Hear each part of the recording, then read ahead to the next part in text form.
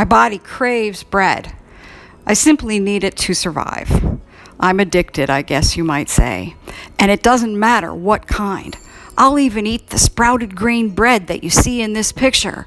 And by George, by Jingo, it tastes wonderful.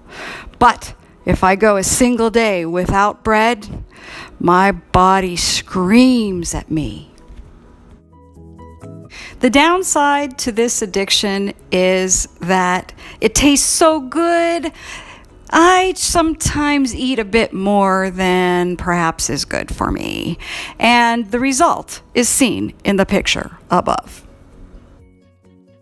Did you know that zucchini, if prepared properly, can take the place of bread in your diet? When I find myself dreaming about a nice juicy slice of bread and there is none in the cupboard, I pull out my dehydrated zucchini chips and I sprinkle them on the plate. Take a note here. These chips are thin and airy and lightweight, but when you put them in your mouth, they will rehydrate with your saliva and give you a strong substrate upon which to chew. There's also a delicious flavor that goes with the chewing that is quite satisfying. Mix this with a burger or some soup or anything at all. Spread peanut butter on them. Spread jelly. Put honey on them. It's an amazing substitute that's packed full of nutrients as well.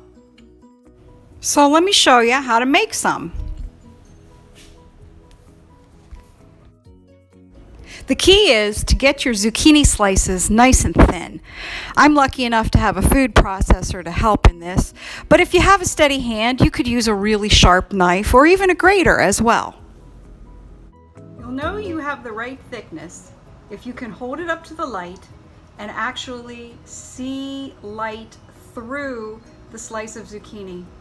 You may also enjoy looking at all the neat components of a cross-section of this wonderful plant.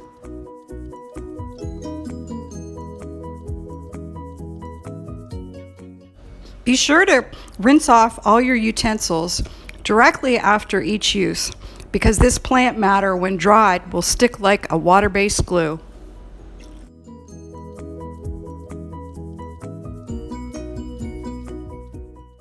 My air dryer has 6 mesh shelves on it, and each one is 23 inches in diameter.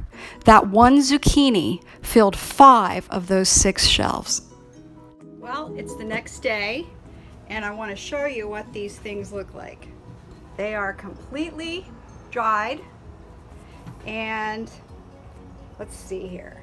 Look, can you hear that? See how nice and thin and crispy they are? They still have some malleability about them, but you can hear them.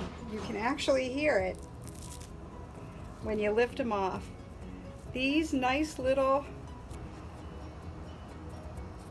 pieces of zucchini are a great substitute. Now, one zucchini, take a look, made 3 quarts of dried material. I want to speak just for a moment about the way I cap them off. I use old cotton and linen rags. When I first started doing this, I capped them off with the metal canning lids, and then I even tried the plastic canning lids. And what happened was I lost a few quarts those first couple of years to mold because there was a bit of moisture left, and if left unchecked in a vacuum like that, it'll grow into mold. So in the last couple of years, I've just taken old rags that normally would have been thrown away, made out of, you know, a natural material, like I said, cotton and linen, and nothing special. I just cut them up, made sure they were clean. And what happens is you get just enough weave to provide airflow, so that if there are a few, just a little tiny bit of moisture in there, it has a place to escape. The other tip I want to say is you want to make sure that you don't pack them down in hard.